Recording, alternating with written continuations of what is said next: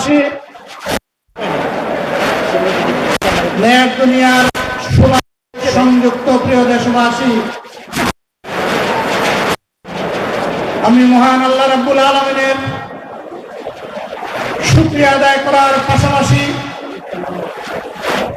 অত্যন্ত বেদনা ভারাক্রান্ত মন নিয়ে আজ আপনাদের সামনে হাজির হয়েছি। আপনারা সাক্ষী, 2009 সাল থেকে শুরু করে 2024 সালের 5ই আগস্ট পর্যন্ত বাংলাদেশ আওয়ামী ফ্যাসিবাদের কবলে ছিল। ফ্যাসিবাদ হিসাবে তার প্রথম হিংস্র থাবাটি বিস্তার করেছিল বাংলাদেশ জামাতে ইসলামের উপর।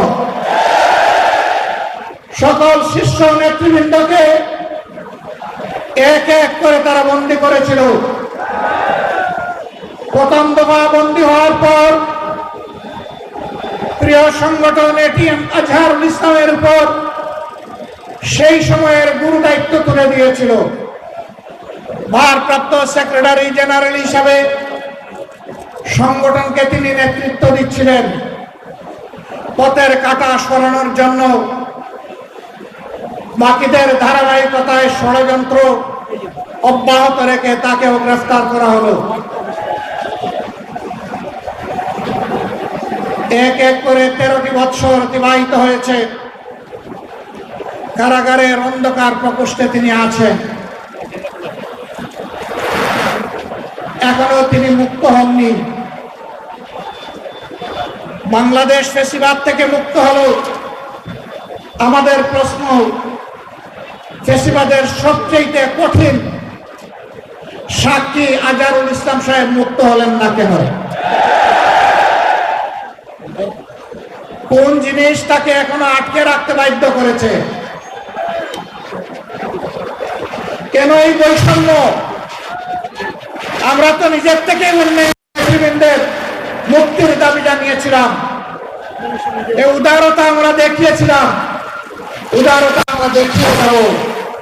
কিন্তু আজহারুল ইসলাম সাহেব কবে মুক্তি হবেন সুস্পষ্ট ভাবে জানতে চাই সরকারের কাছে। আমরা তো চাইনি, কল্পনাও করিনি এইভাবে আমাদেরকে রাস্তায় নামতে হবে প্রিয় আজহার ভাইয়ের মুক্তির দাবিতে। আমরা বাধ্য হয়েছি। আমরা স্পষ্ট বার্তা দিতে চাই,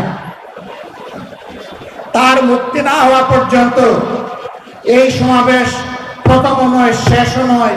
সমাবেশ, বিক্ষোভ, আন্দোলন অব্যাহত থাকবে।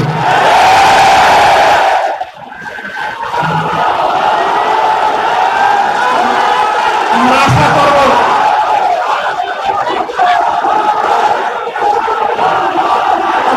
করব সরকার শুভবুদ্ধির পরিচয় দেবে। এক করে বাকি মজলুমদেরকে যেভাবে মুক্তি দিয়েছেন, সর্বশেষ মজলুমটাকেও দেশবাসীর বুকে মুক্তি দিয়ে ফিরিয়ে দিন। তার জীবনের যে 13টি বছর হারিয়ে গেল, এগুলা কেউ ফিরিয়ে দিতে পারবেন না। আর 13টি মিনিট তিনি জেলের ভিতরে থাকুন, আমরা তা চাই না। আমরা ভদ্র, কিন্তু কানুন। আমাদের ভদ্রতা, এই উপহারকে কেউ যেন দুর্বলতা মনে না করেন। ভদ্রতা যখন শক্ত হয়, তখন কি পরিমাণ শক্ত হতে পারে 15.5 বছর তা বাংলাদেশ দেখেছে। আমি কারো কথা বলবো না, কে কি করেছেন, কোথায় আপোষ করেছেন, করেন না, এটা আমার সাবজেক্ট না।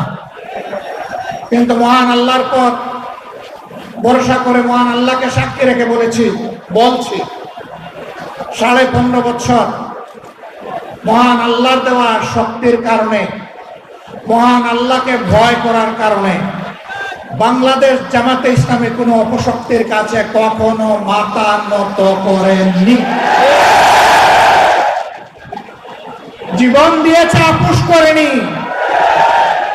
বহু আপোষের প্রস্তাব আমাদের কাছেও এসেছিল। ফাঁসির কাস্টে নেতৃবৃন্দকে পাঠিয়ে দেওয়ার আগে জনে জনে দফায় দফায় প্রস্তাব এসেছিল। বাংলাদেশের জনগণ জানে জীবিত অবস্থায় আল্লাহ সেই নেক বান্দারা, বাংলাদেশের বীর সন্তানেরা, তারা ওই সমস্ত প্রস্তাবগুলোকে পায়ের তলে ফেলে দিয়েছিলেন।